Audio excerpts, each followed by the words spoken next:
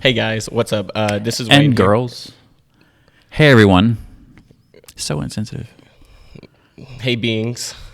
Okay, that works too. Yeah. All right. Hey guys, and no, Be just really. guys. I'm gonna say guys because it's So you're being like 2019. so everyone's a guy. Yeah. I'm just gonna forego the intro now, just because I feel like we nailed it. Like the genius were like.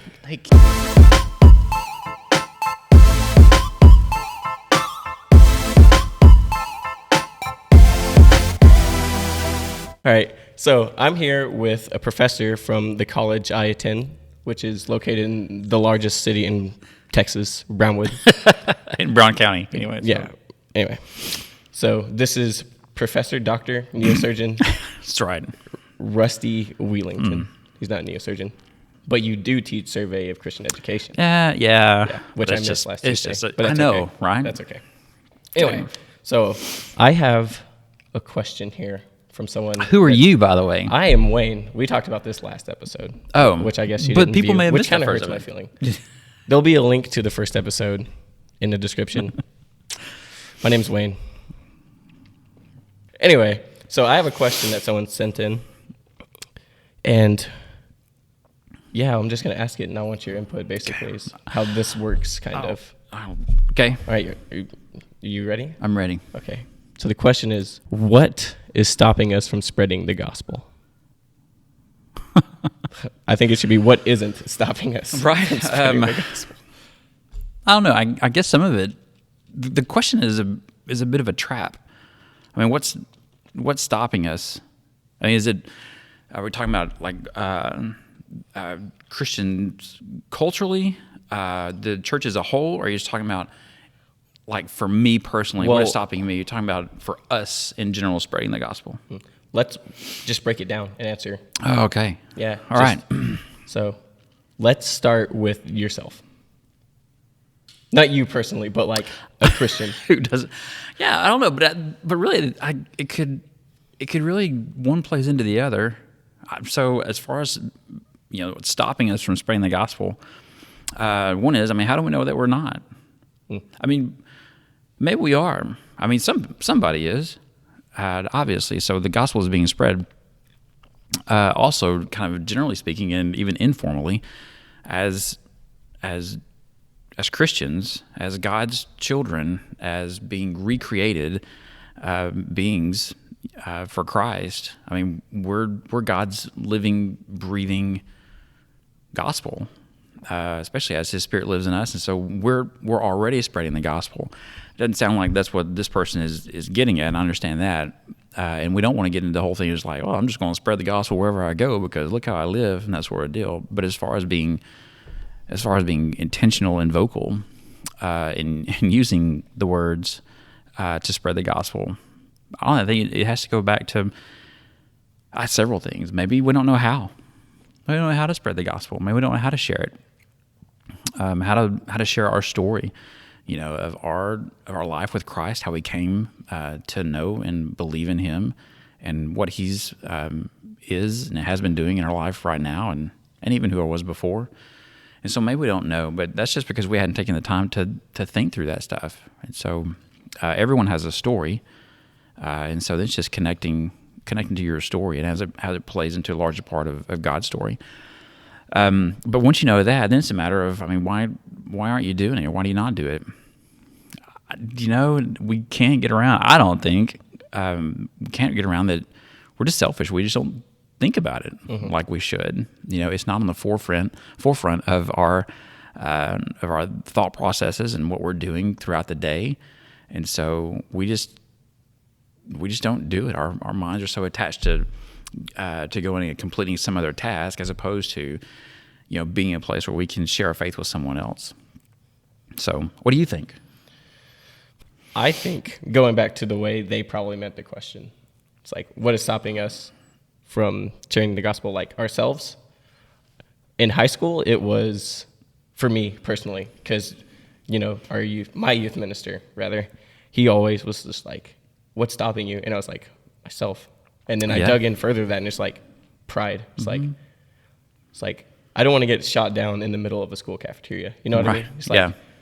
But like growing up more and just realizing that's like the worst they could literally say is no. Yeah. Like in the school cafeteria. I mean, they could throw punches, but that won't last very long because teachers are a thing now. Because they weren't back in my day. In your day, it was we were just all like, self-taught. Yeah, exactly. Hence, make your own doctorate. So there's that. But yeah, pride and just not having confidence in myself. Yeah. I think when you're younger, you just like, so I started getting involved with the youth group when Dr. Ewan, who also teaches here at Nick. Howard Payne. Is that Nick? Okay. Yeah, Nick. Yeah, Nick. I don't know Dr. Ewan. Yeah, don't refer to him as Nick in class. Anyway, so I got involved with the youth group around the time he showed up, and he is like one of the most intelligent people I've ever met. Like, stupidly smart. Like, dangerously smart sometimes, I feel like. But I remember being in his small group and him just saying things that, like, blow my mind. It's like, this is amazing. And then, like, whenever I would have confidence, let me say it like this. When I see someone like that being an 8th grader, freshman, sophomore, it's like, I can't do that. You know what I mean? Yeah. Just like, there's no way that I can even match that. And the thing is, it's like, you don't have to. Like, sharing the gospel is as simple as having a conversation. Yeah, it's intimidating when we see people who share these great stories of, this is when I was at Walmart and I shared my faith and led somebody to the Lord right there, in the housewares, aisle or whatever. That it's so intimidating when you see that and you go, I just couldn't do that. I don't see myself doing that. But some of it too is just not wired that way, and so how someone shares the gospel here versus how someone shares the gospel there, and those two different, scenarios is wholly dependent upon the individual. And so the common denominator in that is share the gospel wherever you are. Our friend Shannon Hopkins, says all the time, if you know a little, share a little. If you know a lot, share a lot in that. So yeah, it's just a matter of sharing. Do you think, like, as Christians, we overthink the Great Commission? Well, let me ask you, when you say the Great Commission, because you and I understand what we're talking about, do you think if we were to ask normal, typical Great Commission Christians, believers, would they know what we're talking about? Okay, explain your question to me. So, what do you mean by those Christians? If we were to ask someone, just a normal, typical churchgoer, which research today tells us that that someone who attends a church service like once a month is considered a normal churchgoer, church attender. Mm-hmm. So and let's say that person, is a Christian. If we were to ask them very specifically, say, are you currently living out the Great Commission? Do you think they know what we're talking about? I know, right? It's hard to say. Yeah. And for some, and we look at it and just go, well, does that mean that they can't, like, quote the Great Commission? Well, even if they can't, maybe they're still living it out anyway. Right. And so, what was the question? How do we get here? How did we get here? I asked, do you think as Christians, if we are overthinking the Great Commission? I think, personally, we, as uneducated, educated Christians, we tend to think that is just directed to missionaries and people of that sort. Sure. In my opinion. Yeah. I think it's like I think you were talking about this in class. You were talking about, like, the class you were in. The class I was in. Not the one that you weren't in. Right. Because you wouldn't have any idea about that. Right. Okay. All right. So you were talking about missionaries and how just like, I don't know how to word this without making it sound negative. So I'm just going to go for it and you do it. All right. You were just like, why are so many people so focused on going overseas? It's fun. Yeah. But like, isn't this what you were talking about? Yeah. Okay. Could you like explain that again that way? Yeah. Well, we're talking about this guy just doesn't like missions. Right. Well, and as a missions guy, I mean, we've been doing it for a long time. But in the context of our conversation that day, we were talking about that we seem to kind of idolize, we're, in ooh and awe of like missionaries, and because here's what they're doing and so on and so forth, and but sometimes we fail to think or remember that we're missionaries and we're already on a mission trip. And so even when we go to Honduras or wherever, it's like we're not already on a mission trip. Like, now we're going to go take a mission trip. No, we're already on a mission trip. And this is just a continuation of that. It's just a component of it. Right. And so, yeah, I think it's just a matter, we just don't, exactly what you said, I just don't think we don't think through that stuff very much in all of it. Do I think we overthink the Great Commission? Yeah, I think so. And I think we sit down and we start doing a whole lot of planning and all this sort of deal, and as opposed to in the end, when we see the Great Commission, is to go, or as you go. So go be who you are. And so if you're gonna be a Great Commission Christian, an obedient Christian in that, then you have to understand who you are, because as a new creature, as a new creation, you have a new purpose. Your entire purpose has changed. And so what was your reason for being before, is now completely different. And so once we understand that, then it's as Jesus uses this word, go, or as you go, does it mean to other parts of the world? Well, yeah, Acts 1 tells us that. You're going to go to Jerusalem and Judea and Samaria and the ends of the earth. But it also says, as you go, is like as you leave this place. And so is it here or is it there? And it's not an either or, it's a both and. And it becomes a matter of obedience. If it's somewhere else, then yeah, you go do that. But you're never not supposed to be sharing your faith and living out your belief in Christ and helping others know that they are loved by God and seeks a relationship with Him through Jesus. It's just a matter of knowing who you are, whose you are. I mean, that should, just wire us and just get us going to live it out. And I love, John 10:10, when Jesus says that the thief comes to steal, kill, and destroy, but I come you have life. And then he gives like the fullness of it, and he goes, have it beyond measure. Have a stupid, crazy, awesome, immeasurable life. And that's exciting. I mean, so every day's an adventure, whether you're in Brown County or you're up in the mountains of, China or Honduras or wherever. Nice. I agree with this. Now I'm going to tell you a story that you already know. Okay, so it's a rerun for me. Yeah. All right. So, Penn Jillette is an atheist. Uh-huh. But what would you get, like his title, what he does? Gosh, I don't know. What would you call that?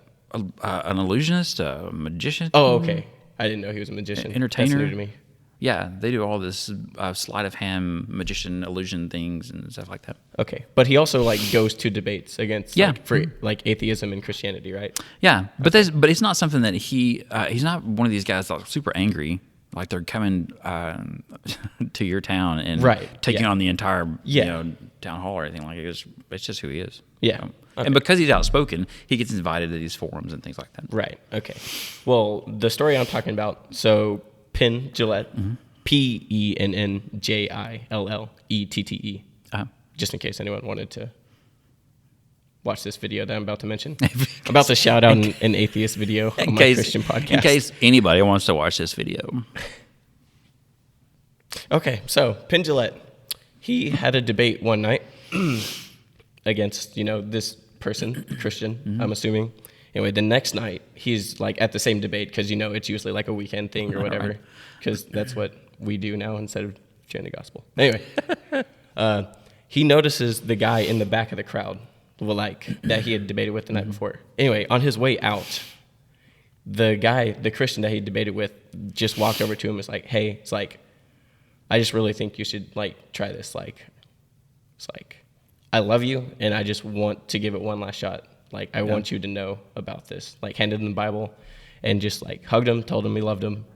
Anyway, so Penn Jillette went home that night and made a video that he uploaded. I think it's on YouTube, I'm pretty sure. But it's just him saying just like how genuine, like you were saying earlier, this guy was just so genuine just to come up and just hug him. It's like, I love you. And just like the news that he told him, everlasting life with Christ. It's like Penn said, like, how much do you have to hate someone to not tell them? Right. Yeah. Yeah. And this is a guy who goes into the quote unquote arenas all the time of people want to defend or Christianity or attack or whatever, and of course but within this guy, I mean, he just saw this real genuineness and some transparency, and through all of the rhetoric and stuff like that, I think in this video that we're talking about is, Pam was talking about how, like, this guy was just, he was genuine. I mean, like, he really cared for me, and not just he's trying to push, a system of values or anything like that on me, and he wasn't angry with me. He didn't put me down and things like that. I mean, he even said something that was very, very valuable, to this individual. This individual took and passed on to him, and how much he appreciated that. And so it's a great point too. It's like, how much do you value the gospel and the good news? What it means to be reconciled back to God by believing in Jesus. And if you value it a lot, would you pass that along so that someone else can value it as well? And so, yeah, I mean, I think that's some of it. And we talk certainly about, about loving God and loving others. And if your theology, if what you know and understand about God, if it doesn't drive you and inspire you to love others, then your theology's bad, and then you really don't love God as much as you say you do. If you don't love others in the way they're and trying to love others the way that God, loves you through Jesus, you can read all the stuff you want all day long, but that's not loving God, because loving God is to love others, and when you love others, that's loving God, because that's what He wants us to do, and we're drawn closer to others whenever we do ministry and serve others, and to make a big deal about Jesus in our life, because He is. So this, salt talk. It's named after Matthew 5:13, which says, "You are the salt of the earth, but if the salt loses its saltiness, how can it be made salty again? It is no longer good for anything except to be thrown out and trampled." So, how does being the salt of the earth relate to taking action and spreading the gospel? Does it? It has to. It has to, because Jesus says it. Mm-hmm. And so that's a good answer. When you thanks, stop right there before I screw it up. That's when you gotta know when. Done. It's interesting too in this passage that Jesus says that you already are this. Again, it kind of goes back to our conversation earlier. Be who you are, be where you are, and so you already are this. And so this is just a matter of understanding who you are and whose you are. So does it equate and bring about social action? Well, it's supposed to, because salt back in the day was and had a whole lot of different functions. So it was a spicy. Thanks, Nacho Libre. But it also was a preservative. I mean, so it was very, very valuable. And so when he says that you are this already, and he doesn't remove them from culture and society and stuff. And so that's, interesting as well. But here's the thing, and I'm probably not a good person to ask on this, and it's not that I don't care. I do. And, but, Jesus' sole purpose wasn't to bring about social reform.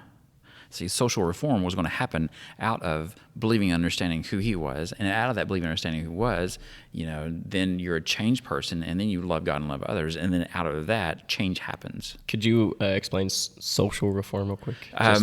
Social reform, social justice, things that we want to see changed socially, things that are wrong, that injustices, things like that we see. There's this thing called social media. No way. Check it out, right? We're on it, believe it or not. Maybe not for long, but here we are now. Out right now. And so, to bring about change and, for the better. And that's by loving God and loving others. And so, are we supposed to be about that? Of course. We should probably shoot like That's an fine. exit so it's not just like, Oh, right. Yeah. I thought this was our exit. oh, okay. It can be. um, We should quote a movie. let's quote a movie. What is that quote at the end of Vertigo? Isn't there Vertigo? Where she's getting on the plane? Do you know what I'm talking about? Listen, let me just tell you this. Okay. Sorry. The other professors don't think I don't know a buttload of crap about the gospel, but I do. I like it. That's pretty good. Such a great movie. You can cut it there.